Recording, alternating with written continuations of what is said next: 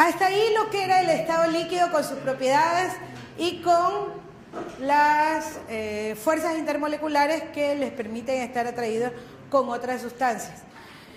Cabe resaltar que muchas de estas enlaces que se establecen por fuerzas intermoleculares son relativamente débiles. Es más, tienden a crear sustancias gaseosas. ¿Y qué pasa con las sustancias gaseosas? Se ven atraídas igual que los líquidos. Más bien, prácticamente desaparecen las fuerzas de atracción.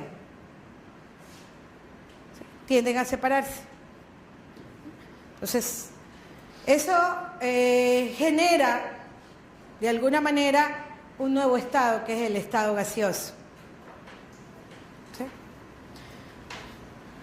Para completar esto, tenemos entonces estado líquido, estado gaseoso. Si vemos los cambios de fase, ¿cuál es el cambio de fase que se da de líquido a gas? Vaporización o evaporación. Y si yo quiero regresar de nuevo al líquido, condensación, está escrito, ¿no? Y si el líquido más aún se crean fuerzas mucho más fuertes de atracción, que va a generar estado sólido. ¿El cambio cómo se llama? Solidificación o congelación, como le quiera llamar. El camino opuesto, ese sí está escrito.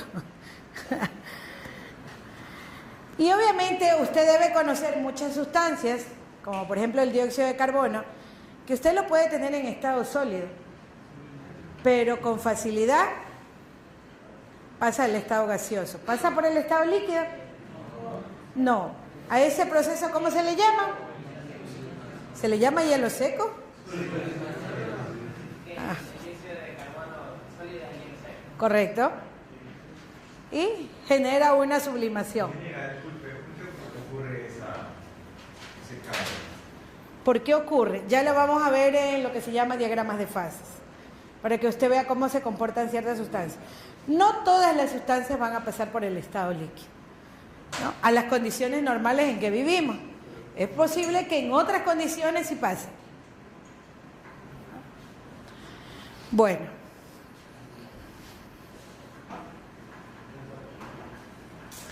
Para representar, ¿no?, estos tres estados de la materia, normalmente usamos lo que se llaman diagramas de fases. Los diagramas de fase, como dice ahí, es un gráfico en el cual se representa la temperatura y la presión bajo las cuales una sustancia puede existir como sólido, líquido o vapor, así como las condiciones que puedan causar cambios de estado. Veamos. Le doy un gráfico. Presión, temperatura. La presión puede estar en las unidades que más le gustan, y la temperatura también. Aquí todavía no tiene ninguna escala en particular. Es decir, que usted puede tener la temperatura en grados centígrados o la puede tener en Kelvin, ¿sí?, para hacer el gráfico. ¿Qué otro dato debe tener para hacer un gráfico de diagramas de fases? Lo otro que debe tener es el punto donde coexisten los tres estados de la materia. O sea, el estado sólido, el estado líquido y el estado gaseoso. A eso se le llama punto triple.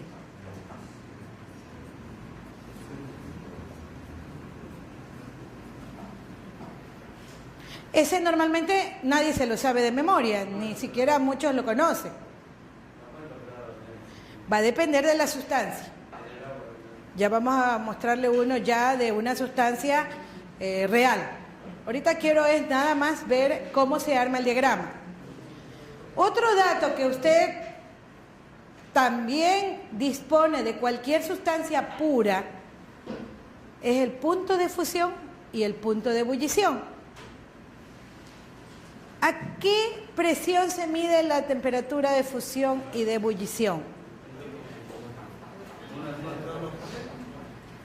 ¿Alguien está seguro que es una atmósfera? ¿De qué? ¿De qué? Normalmente el punto de fusión y el punto de ebullición normal se miden a una atmósfera. O sea que ese es otro dato fijo que me permite hacer el diagrama. Suponiendo que sea esto una atmósfera, ¿sí? Y tengo punto de fusión, obviamente el punto de ebullición, medido también a una atmósfera, va a ser más alto, temperatura más alta, ¿sí?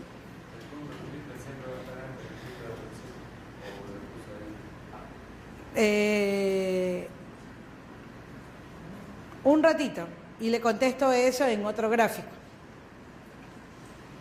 Es posible que no haya punto de ebullición. Acuérdese que punto de ebullición es pasar de... ¿Y qué otro proceso tiene que no incluya este? Ajá, que elimina este. O sea, va a depender de la sustancia la diferencia. Y otro punto que usted también tiene disponible a partir de los textos es el punto crítico. Punto crítico está dado a una temperatura y presión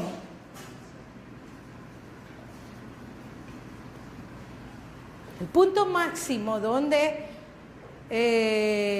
puede existir el estado líquido. ¿Sí?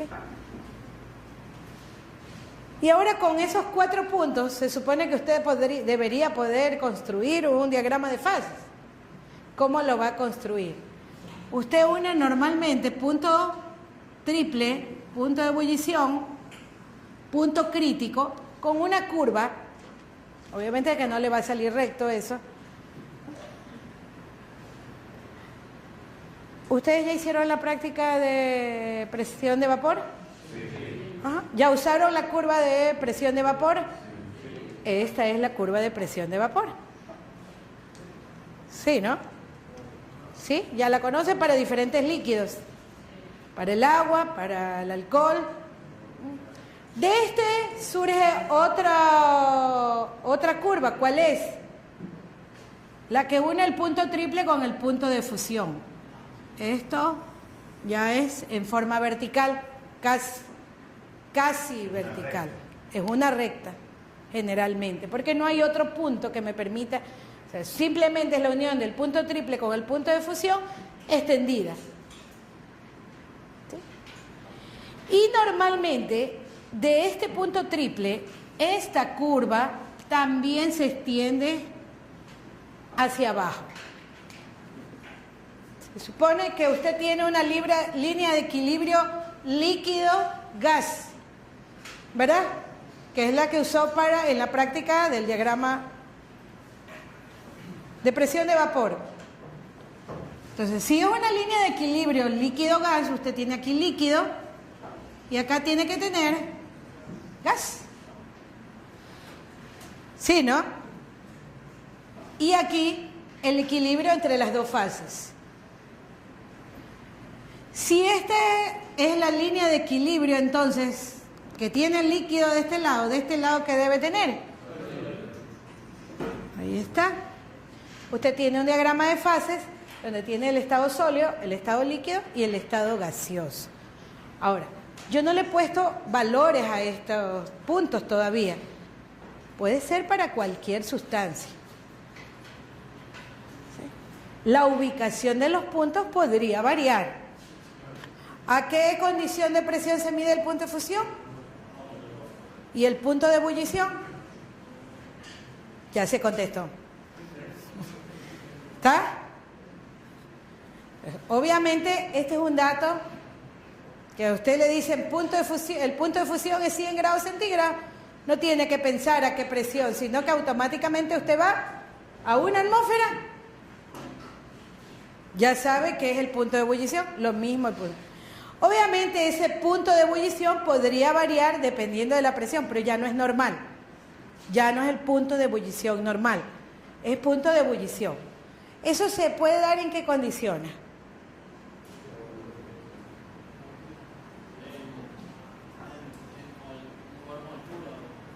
En un lugar con altura, como por ejemplo Quito, más o menos está a 3.000 metros de altura. Correcto. La presión atmosférica en Quito es más alta o más baja.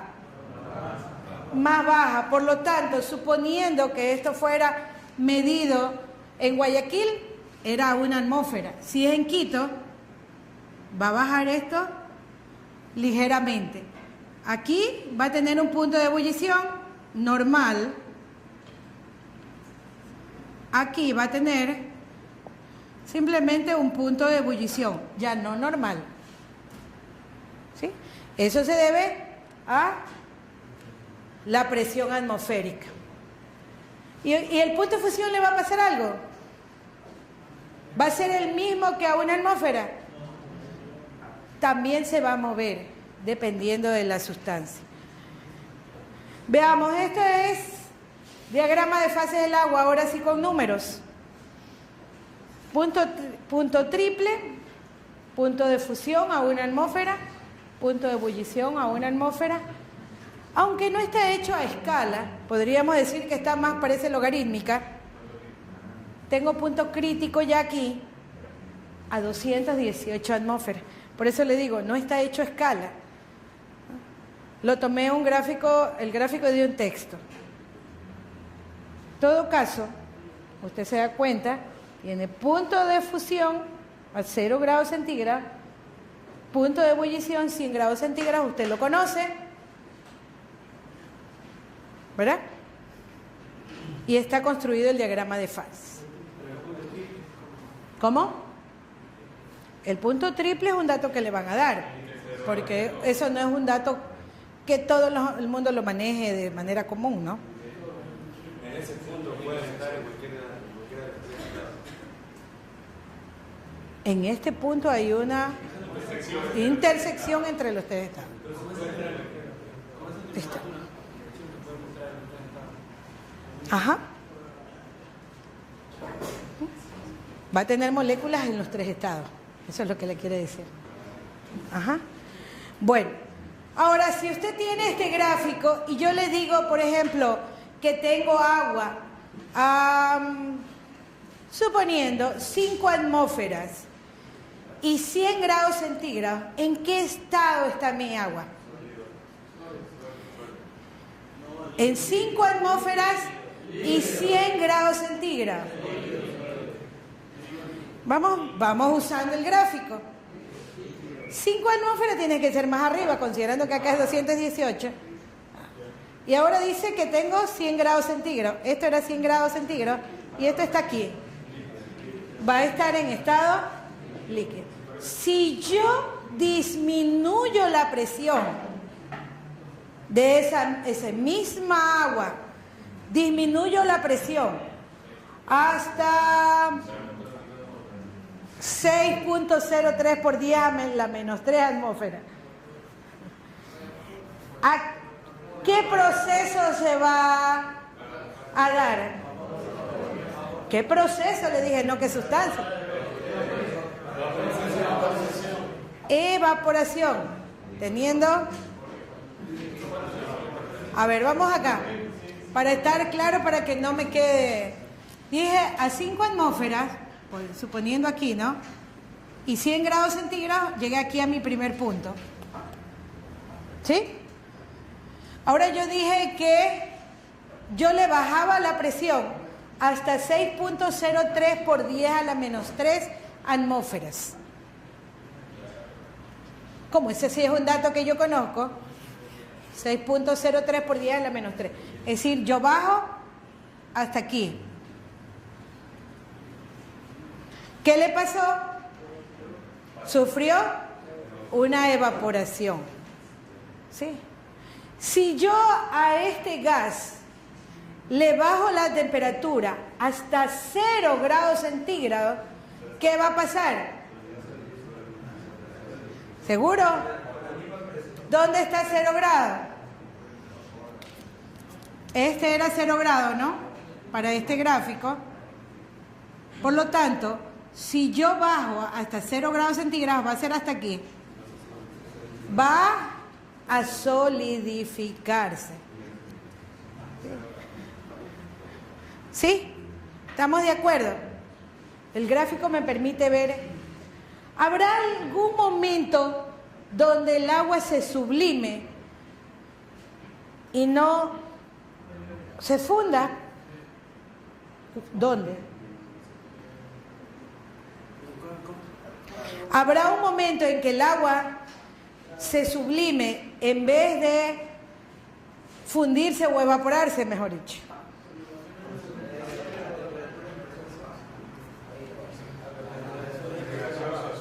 ¿Qué tan bajas? ¿A 0.01 qué? Póngamele unidades. 0.01. Porque aquí yo sé que 100 está dado en grados centígrados. O sea, menores a 0.01 grados centígrados y 6.03 por 10 a la menos 3 atmósferas. Si usted trabaja aquí, sabe que el agua va a pasar por aumento de temperatura, va a pasar al estado gaseoso.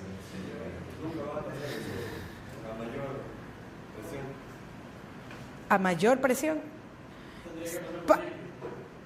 A mayor presión, ¿qué es lo que va a pasar si aumenta la temperatura? Tendría que pasar por líquido. Sí puede ser a mayor presión, si es que no manejo temperaturas por debajo de esta, que es lo que va a hacer, al bajar la presión, va a ir hacia abajo. Las temperaturas de aquí para acá, una vez que yo bajo presión, también va a sufrir sublimación. ¿Sí? ¿Está claro? ¿Cómo?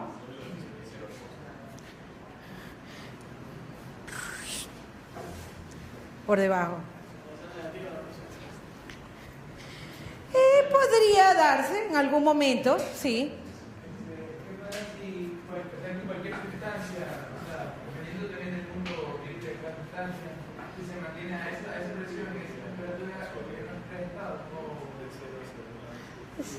Y sí,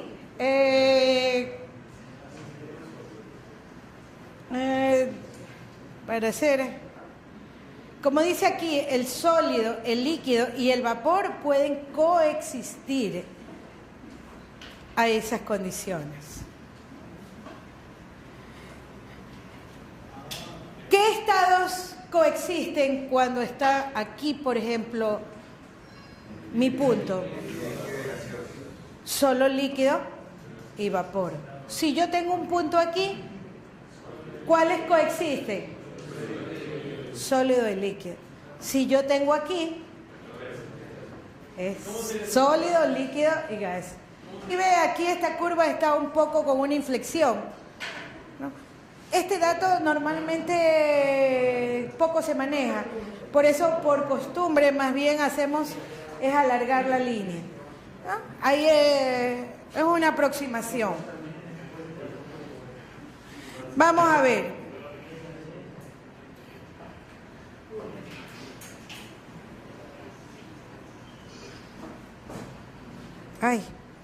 Vamos a trabajar en eso. Usted aprendió cómo hacer ya el diagrama de fases. Ahora va a construir el diagrama de fases, pero para el oxígeno. Obviamente, si usted se dio cuenta, los diagramas de fases son complicados hacerlos en hojas de cuadrículas, porque uno tiende a usar una escala, ¿no? Lineal. Pero normalmente van a crear una distancia muy grande entre una atmósfera, que es punto de fusión y ebullición, y el punto crítico. Ubique, piense en una escala logarítmica más que una escala milimétrica. Sí puede pensar en una escala logarítmica. ¿Dónde es una atmósfera? ¿Mm? Por lo tanto, a una atmósfera dice que es el punto de fusión y el punto de ebullición, es obvio que va a pasar de sólido a líquido, y si aún sigue aumentando si sigue aumentando la temperatura, va a llegar al estado gaseoso. ¿Qué necesita para que pase del estado sólido al gaseoso? ¿Bajar la presión hasta cuánto? ¿Eso es suficiente? ¿Y temperaturas?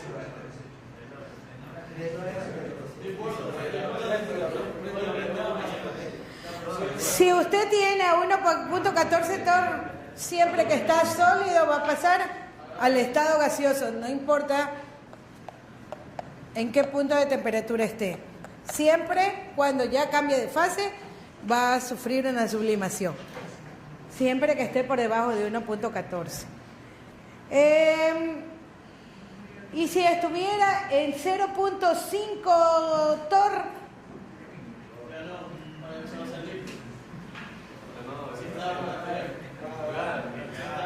si se produce un calentamiento a 0.5 torr,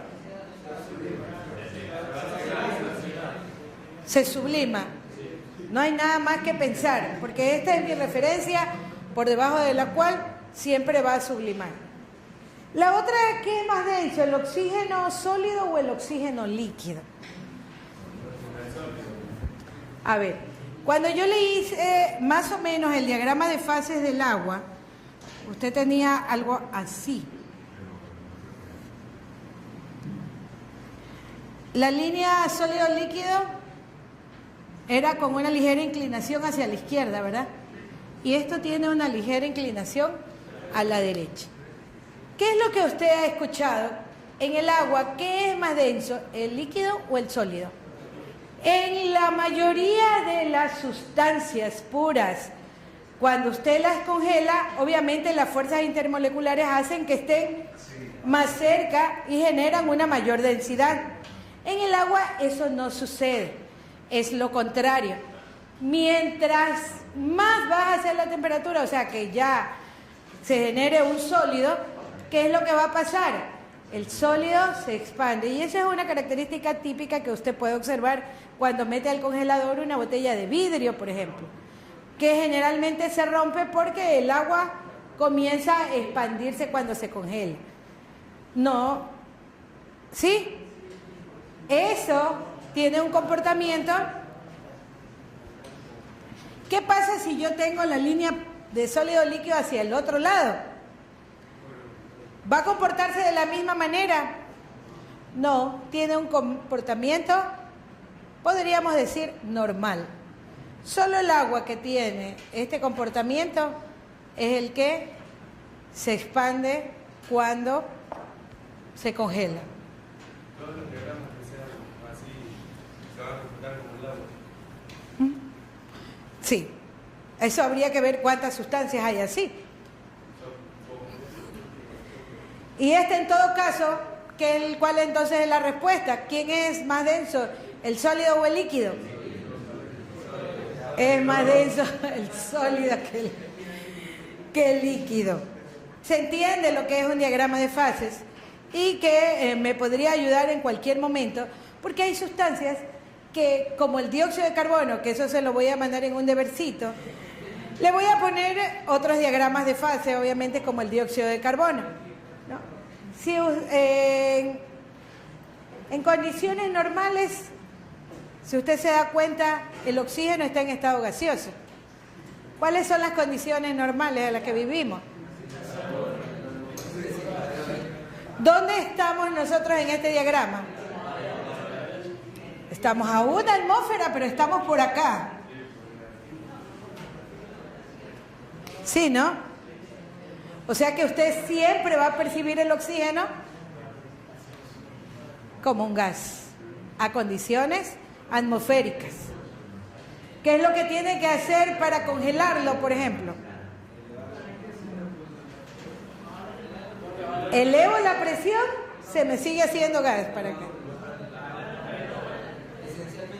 Bajo la temperatura, corro para acá, con una sola atmósfera, que es la que estoy manejando, tengo que bajar la temperatura considerablemente hasta por lo menos menos 218 grados centígrados. Claro, va a estar en un equilibrio. ¿Qué es lo que sabemos nosotros normalmente? Tenemos un sólido, hielo, el sólido más común que conozco y que todos conocen las tres fases. Tiene hielo, suponiendo menos 25 grados centígrados. Por ejemplo, el hielo en una heladería, a esa temperatura normalmente se trabaja en una heladería. ¿No? Un pingüino, un Topsy, 25, menos 28 es lo que trabaja. Y yo quiero convertirlo en vapor. ¿Qué es lo que tengo que hacer? Para comenzar tengo que agregarle calor para que cambie la temperatura, que es lo que yo puedo manejar. Obviamente estoy a condiciones ambientales. Eso significa que la presión de ¿cuánto va a ser? Este gráfico está en función de eso. Yo le agrego calor, ¿no? Es la escala que usted ve aquí en la parte inferior y temperatura en la parte, ¿no? Comienzo a calentar, le voy agregando calor. ¿Hasta cuándo va a llegar o va a estar en estado sólido? Hasta aproximadamente 0 grados. Vamos a ver que el agua no funde a 0 grados. Bueno, dejémoslo así como un dato común, general. Pero cuando usted tiene ese hielo, que tiene un penco de hielo así, y lo puso en una olla, inmediatamente cuando llegó a 0, se le convirtió todo en líquido. ¿Qué pasó? Se va, lo que se dice vulgarmente, se va derritiendo, se va fundiendo, pero es progresivo. ¿Hasta cuándo? Hasta que tiene la suficiente cantidad de calor que le hace cambiar a todo ese sólido de estado. A eso se llama calor de fusión, calor latente de fusión. Eso es un valor fijo.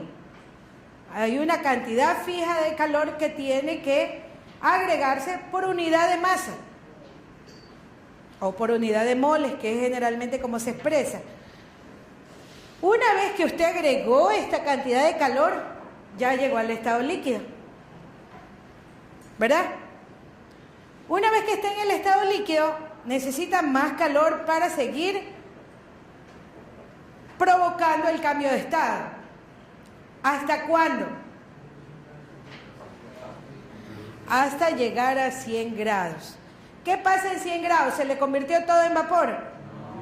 No, es lo mismo que cuando está hirviendo agua en una olla. Hasta que se convierte todo en vapor, va a necesitar una cantidad de calor considerable que se le llama calor de vaporización o calor latente de vaporización. Según ese gráfico, ¿cuál sería mayor, el calor latente de fusión o el calor latente de vaporización?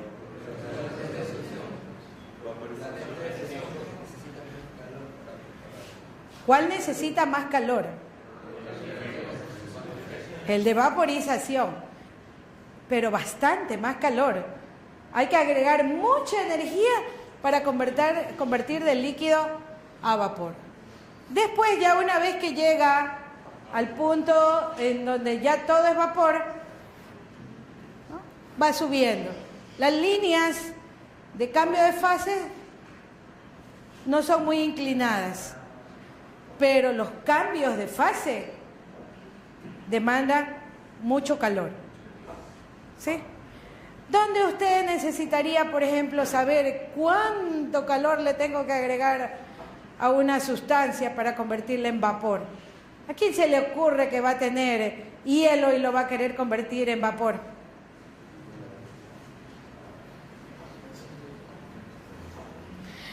Oiga, esto, aunque parezca mentira, sí es parte de muchos procesos industriales.